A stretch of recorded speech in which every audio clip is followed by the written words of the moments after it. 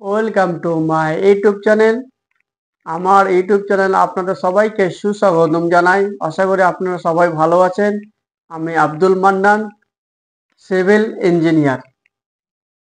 তো আমি আজকে যে বিষয় নিয়ে কথা বলবো সেটি ভেরি ভেরি ইম্পর্টেন্ট।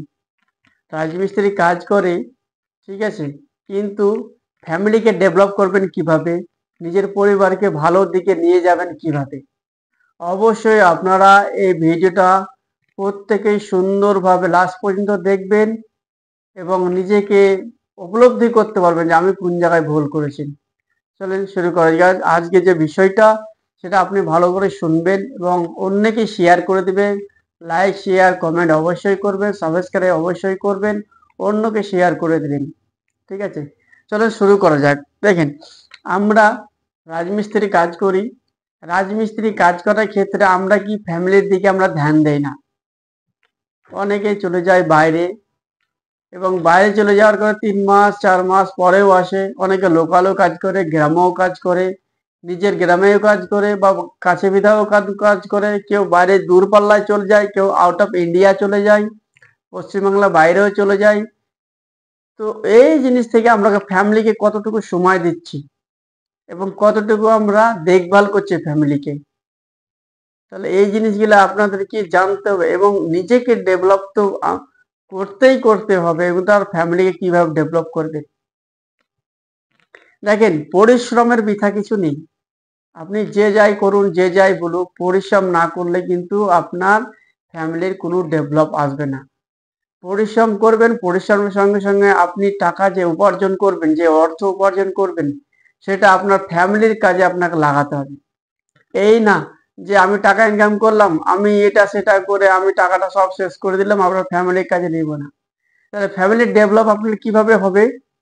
ফ্যামিলির ডেভেলপ কখন হবে? আপনি যখন টাকা উপার্জন করবেন, সেই টাকা সঞ্চয় করবেন, আপনার সাংসারিক খরচ বাদ দিয়ে, সংসারের খরচ বাদ দিয়ে আপনি যে টাকাটা উপার্জন করবেন, সেই টাকাটা আপনি যে কাজে লাগাবেন, সেটাই হলো আপনার ফ্যামিলি ডেভেলপের কাজে আসবে। যেমন ধরেন, আপনি কাজ করছেন রাজমিস্ত্রির এবং মাসে 20,000 টাকা পান। আপনি 12,000 টাকা খরচ করলেন এবং 8,000 টাকা সঞ্চয় করে রাখলেন। তাহলে দেখবেন যে এই টাকাটা আপনি সঞ্চয় করার পর আপনি বাড়িতে নিশ্চয়ই কিছু করার কথা ভাবছি। প্রত্যেকটা মানুষের একটা স্বপ্ন থাকে, কিরকম, যে মানুষ কিছু একটা করবে। যেমন হয়তো কারো বাড়ি নাই, সে বাড়ি করবে। হয়তো বাড়িতে একটা খাট নেই, সে একটা খাট কিনবে। কারো একটু শখ থাকে যে আমি একটা বাইক কিনবো, সে একটা বাইক কিনে।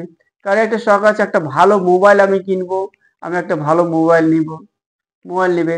হয়তো কেউ বলবে বাড়িতে আমার ছেলে মেয়েদের সুন্দর সুন্দর দুটো জামা কাপড় কিনে দেবো। ঠিক আছে, এইরকম বিভিন্ন। তারপরে আপনার ফ্যামিলি বাচ্চা কাচ্চা আছে, তাহলে তাদেরকে লেখাপড়ার জন্য টাকা তো লাগবেই। তাহলে সঞ্চয় যদি না করতে পারেন, তাহলে কিন্তু সেই টাকা আপনার ছেলে মেয়েকে পড়াশোনা করতে পারবেন না। তাহলে এই ক্ষেত্রে আপনাকে দেখেন যে টাকা যখন আপনার কাছে থাকবে সঞ্চয়, তখনই এই সব জিনিসগুলো করার কথা ভাবতে পারবেন। আপনার কাছে যদি টাকা না থাকলে আপনি বাড়ি করার কথাও ভাবতে পারবেন না, আপনি একটা বাইক কেনার কথা ভাবতে পারবেন না, ছেলে মেয়েকে ভালো ভালো জায়গায় পড়াশোনার কথাও ভাবতে পারবেন না, বা কোনো জিনিস কেনাকাটির জন্য আপনি ভাবতে পারবেন না। তাহলে এই জিনিস থেকে আপনাকে কি করতে হবে, যে টাকা সঞ্চয় করার সঙ্গে সঙ্গে আপনার কাজ করার সঙ্গে সঙ্গে উপার্জন করার সময় টাকা সঞ্চয় অবশ্যই করতে হবে। টাকা যদি সঞ্চয় না করতে পারেন, তাহলে আপনার ফ্যামিলির ডেভেলপ আসবে না। যখন আপনার কাছে টাকা সঞ্চয় করার পরে আপনি অর্থ সঞ্চয় করবেন, তখনই আপনার ফ্যামিলির ডেভেলপ হবে। কারণ আপনি যখন ফ্যামিলির জন্য কিছু একটা করবেন, তখনই সেটা হচ্ছে ফ্যামিলির ডেভেলপ বা উন্নতি হলো। তাহলে এই জিনিসগুলো আপনাদেরকে মাথায় রাখতে হবে যে টাকা অবশ্যই উপার্জন করুন।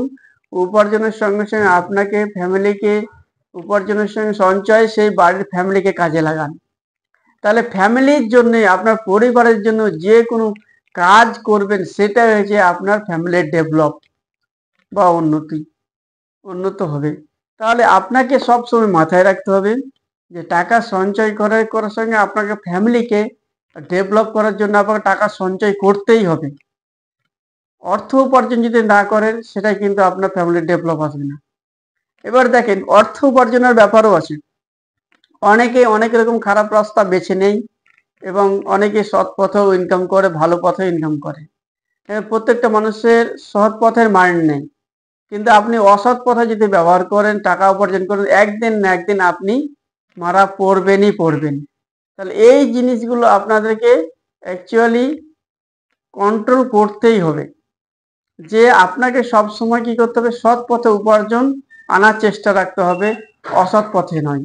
তাহলে প্রত্যেকেই বুঝতে পেরেছেন যে সৎ পথে পরিশ্রম করে যে টাকাটা উপার্জন করবেন, সেই টাকাটা ফ্যামিলির যে কোনো কাজে লাগাবেন এবং যে কোনো কিছু ফ্যামিলির জন্য করবেন, সেটাই হচ্ছে আপনার ফ্যামিলির ডেভেলপ।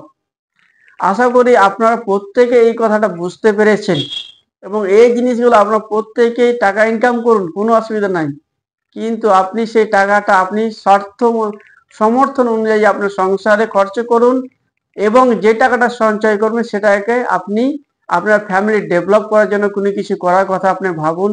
এবং এই জিনিসগুলো আপনার যতটা কিনা প্রয়োজন ততটা আপনি কিনবেন, আপনার যতটা করার ফ্যামিলি প্রত্যেকটা করবেন। আশা করি আমার কথা বুঝতে পেরেছেন।